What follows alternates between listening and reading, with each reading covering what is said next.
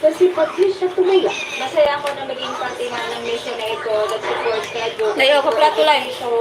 Kuplato. Mga nais makiusan sa aming mga proyekto. Maaari po ito sa aming makakasal. Umasadala si Simone. Hello. Ang bakasyon, shopping, From Philippines.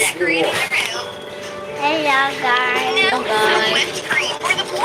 We're from Philippines. From Philippines.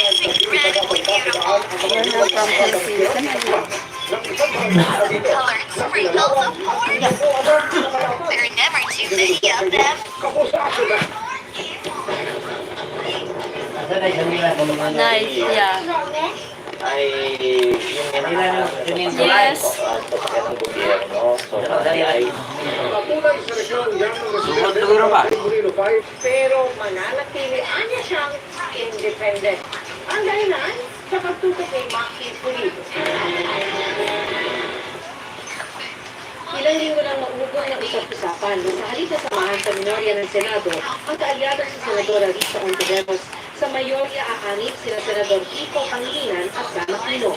Sa kanyang programa sa radyo, pagkumpirma ni Aquino, kumikili sila ni Pangilinan sa pag-anib sa mayorya. Ang dahilan, makuha ang mga nais ng komite sa Senado. Senate Committee on Education ang komiteng gustong makuha ni Aquino. Committee on Agriculture naman ang target niya ni Pangilinan. Sa Senado, automatic na nagiging miyembro ng mayorya ang mga buboto sa mananaling Senate President. Kahit pagaling sila sa magkakaibang partido at kahit kontra pa sa administrasyon. Minorya naman ang tawag sa mga boboto sa natatalo sa pagka-Senate President. Pero mabilis na sabi ng Aquino, kahit pa mapunta siya sa mayorya, mananatili siyang independent at kaalyado ng Liberal Party at Akbayan at hindi pa rin pro-Marcos o pro-Duterte. Sa ipinadalang text message, sabi naman ni Pangilinan, sa July 28 na lang siya magbibigay ng pahayag kung kailan mas malinaw na ang mga bagay. Pero sa isang Facebook post, sinabi ni Pangilinan na hinihingan niya ang agang-agang sakaling makianig siya sa mga hindi nakapareho ng prinsipyo.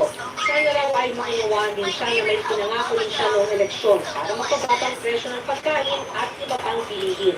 Ito raw at hindi pang sariling interes ang basehan ng magiging kasya kung sa minorya o sa mayorya siya aanib. Kung matatandaan, matapos ang eleksyon ay inulog ni Senadora Risa Ontiveros, sila Pangilinan at Aquino na bumuo ng independent bloc.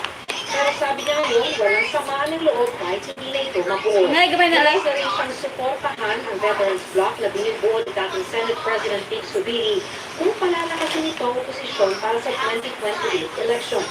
Automatikong minority sila kung mas kunti ang botong makuha nung sisuportahan nila sa pagka-Senate President na si Tito Soto. Ano man ang maging desisyon ng bawat isa sa amin, magtatrabaho kami, magkasama sa mga pare-parehong advokasya namin. Plus, mga kapartido namin sa House of Representatives ay nagbubuo na in a way ng isang multi-party caucus para sa GMA Integrated News. Bakit hindi na nakatuto? 24 oras. Pakinagarabi, ang boses mo ay dapat sa aliyaman dapat ang obligasyon ng anak sa magulang. Pinamong malubang sugat sa ulo ng isang flower horn. Kakaling pa kayo.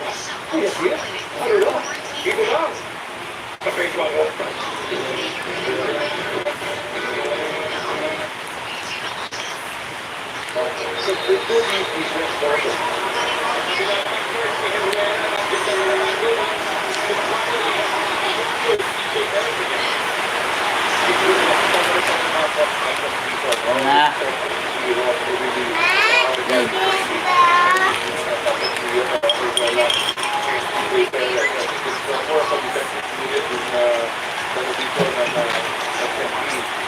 Daddy, Ito natin.